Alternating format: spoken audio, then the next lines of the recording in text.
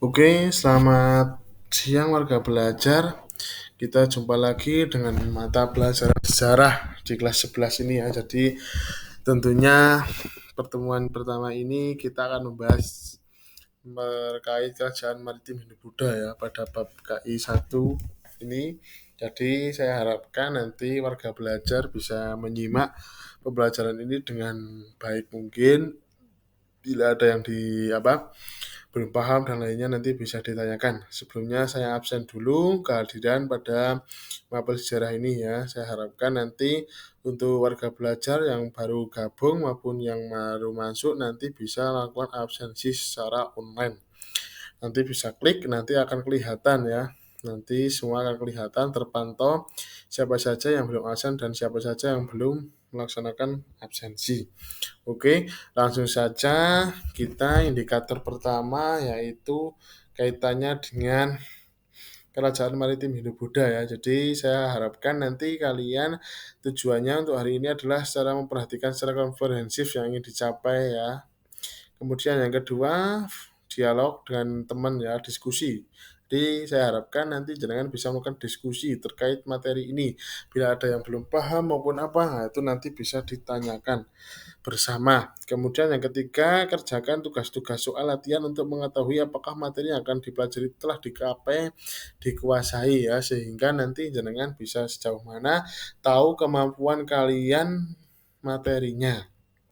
Materi yang pertama yaitu mengenal kejayaan kerajaan maritim masa Hindu-Buddha ya. Jadi masa Hindu-Buddha, mungkin kalian tentunya sudah tidak asing kaitannya dengan Hindu-Buddha ya. Sejak masyarakat prakarsa, masyarakat Indonesia sudah memiliki kemampuan berlayar dan teknologi pelayaran. Jadi sehingga tidak asing lagi ketika anak-anak bangsa Indonesia ingin menjadi seorang pelayar ya atau masih seorang hidup di laut. Kalian tentunya ada yang pengen cita-citanya jadi pelayaran dan lain sebagainya. Nah, itu nanti bisa dilakukan atau bisa sekolah lagi, sekolah tinggi ilmu pelayaran. Nah, itu mungkin mempelajari di kapal-kapal pesiar.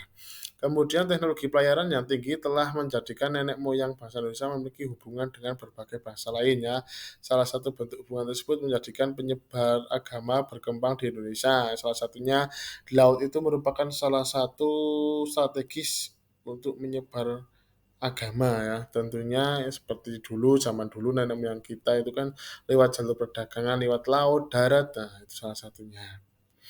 Kemudian Indonesia telah memunculkan kerajaan-kerajaan bercocok Hindu-Buddha. Salah satunya yang pertama adalah Sriwijaya. Jadi kerajaan Sriwijaya dan Majapahit ditinjau dalam sistem pemerintahan sosial ekonomi. Jadi kebudayaan serta pengaruh dalam kehidupan masyarakat Indonesia pada masa kini ya. Itu tentunya. Kemudian kerajaan Sriwijaya yang pertama berdiri pada abad ke-6 ya, Masehi. Sekarang kita berada di abad 21 ya. Jadi kita sangat jauh peradabannya.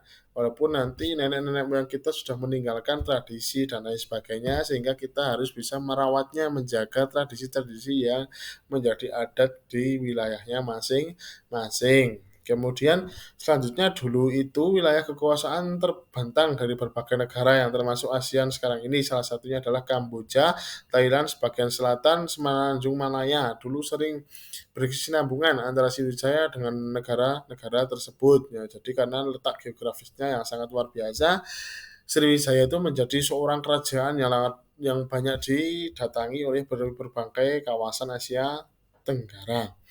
Kemudian di masa mendatang dengan adanya pasar bebas di kawasan Asia Tenggara dan Pasifik, maka Selat Malaka diprediksi akan menjadi jalur perdagangan penting dunia. Seperti dulu rempah-rempah itu kan sangat luar biasa ya. Apa yang kita lihat tentunya Indonesia zaman dulu itu luar biasa sebagai tombak ujung perdagangan di wilayah ASEAN Pasifik maupun ASEAN Tenggara. Sampai saat ini saja kita lihat kayak minyak, gas dan sebagainya itu luar biasa Indonesia itu baik itu tanaman yang lainnya rempah-rempah. Kemudian peluang terbuka lebar bagi Indonesia untuk membangun kejayaan maritim melebihi kerajaan Sriwijaya. Salah satunya yang sekarang dijandang-jandang oleh Bapak Presiden Joko Widodo itu salah satunya yaitu negara poros maritim, di mana negara tersebut dikuatkan di bidang maritimnya sehingga langkah strategisnya angkatan kerja produktif yang melimpah itu salah satunya. Kemudian Kerajaan Sriwijaya ini berkembang dinamis di bawah pemerintahan. Nah, seperti raja-rajanya, perkembangan Kerajaan Sriwijaya di beberapa aspek politik, sosial, ekonomi, dan budaya. Itu salah satunya. Kemudian untuk menjamin kekuasaan kerajaan pemerintah Sriwijaya membuat kebijakan pengembalian sampah bagi semua kalangan agar setia kepada Sriwijaya. Jadi diambil sumpah untuk pemuda-pemuda yang betul-betul setia pada kerajaan Sriwijaya. Jadi harus betul-betul kita negaranya itu betul-betul mempunyai generasi penerus yang sangat loyalitas sehingga tidak ada hal yang sangat membangkang, salah satunya kepengen jadi TNI. Kalau sekarang itu harus disumpah melalui pendidikan, nah itu banyak hal yang harus dilewatinya. Demikian materi yang kami sampaikan. Semoga kalian bisa memahami materi ini. Bila ada yang ditanyakan nanti bisa lewat komunikasi secara langsung melalui lewat WA maupun aplikasi ya. Jadi nanti kalian melakukan absensi dulu ya terkait itu. Kemudian nanti bisa melakukan tanya jawab maupun diskusi dengan teman maupun nanti bisa ditanyakan dengan saya secara langsung. Mungkin ada yang pertanyaan, jika ada ditanyakan nanti bisa langsung hubungi ya. Itu saja, kemudian ada penugasan terkait dengan materi ini ya. Silahkan ini dipahami, silahkan kalian jelaskan apa yang dialami perkembangan kerjaan Sriwijaya. Nanti ditulis di e-learningnya ya. Jadi nanti jangan akan ketahuan mana yang sudah mengerjakan dan mana yang tidak mengerjakan. Secara spesifik nanti nilainya akan terlihat ya. Nanti bisa dilihat kapanpun. Nanti riwayat panjenengan itu ada di dalam save rekaman di aplikasi tersebut. Yang kedua, aspek-aspek apa saja yang dialami kerajaan Sriwijaya menjadi jauh berkembang. Nah, itu saja mungkin apa yang saya sampaikan. Kurang lebihnya mohon maaf. Tetap semangat dalam belajar. Assalamualaikum warahmatullahi wabarakatuh.